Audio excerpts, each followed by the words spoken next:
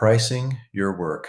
The whole thing comes down to one number, so let's build that number together, honestly, before anyone's in the room asking for it.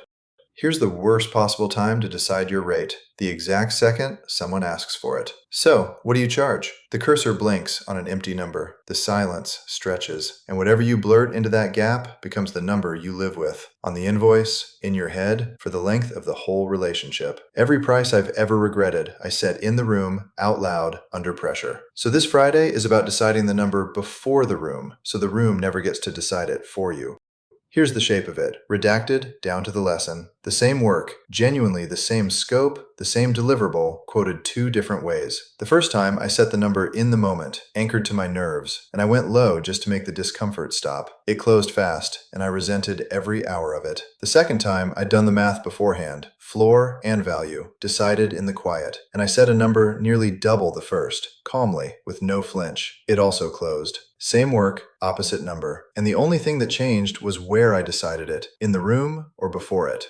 So let's do the math plainly, and it starts with the floor. The floor is what the work actually costs you, not the sticker price of your time, the real cost of doing it and staying alive to do it again. Your hours first, at a rate that respects that they're finite. Your real overhead, tools, taxes, the unpaid admin around every paid hour. And the slow months, the gaps between projects that a salary used to smooth over, and now you cover yourself. Stack those up and you get a hard line. The number below which you're not earning, you're paying them for the privilege of working. That's your floor. You never go under it. And most people set it far too low because they only ever count the hours.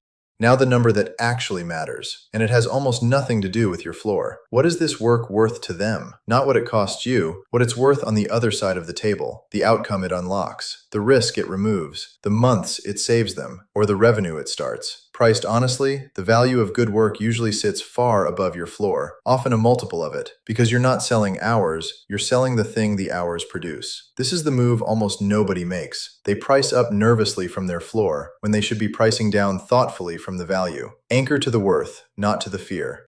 So here's the whole picture on one stage, a low floor, a high value, and a wide gap between them where your number lives. And the number is a choice, not the floor, that's where you pay to work, not the ceiling, that's where you price yourself into silence. A chosen point, anchored toward the value, set on purpose. Watch it lock in. Whether you say it as an hourly rate, a fixed price, or a value-based fee barely matters. What matters is that you decided it in the quiet, for a reason, and now you can say it out loud without your voice moving. That's the number, chosen, not blurted.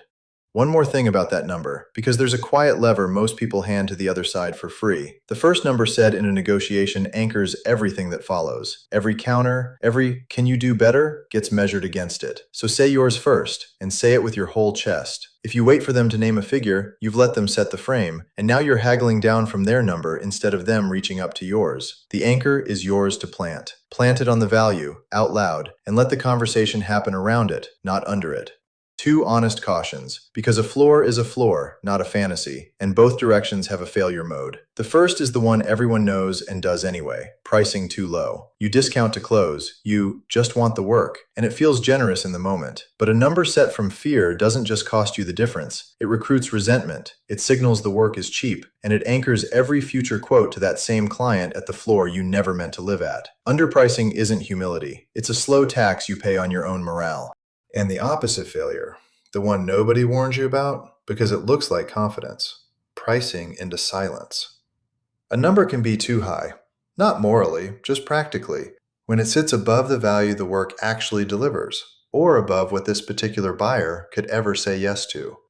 And overpricing doesn't argue back, it just goes quiet. No counter, no conversation, no, let me think about it. The room simply stops answering, and you never learn whether the number or the fit was wrong. So price toward the value, not past it. The goal was never the highest number, it was the right one. The one you can say, they can pay, and you can live with. 4 moves, start to finish.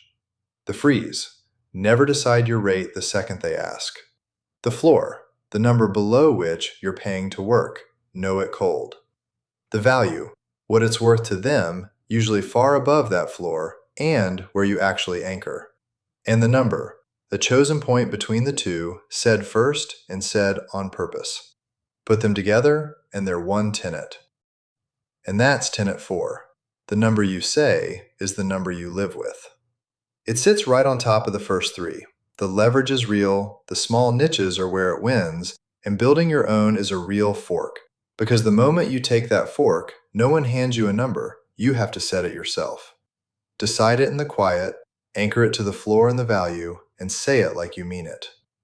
Next Friday, the last unwarned cost comes due. You can price it perfectly, and still, no one buys what they can't find. Marketing is the job you can't outsource yet.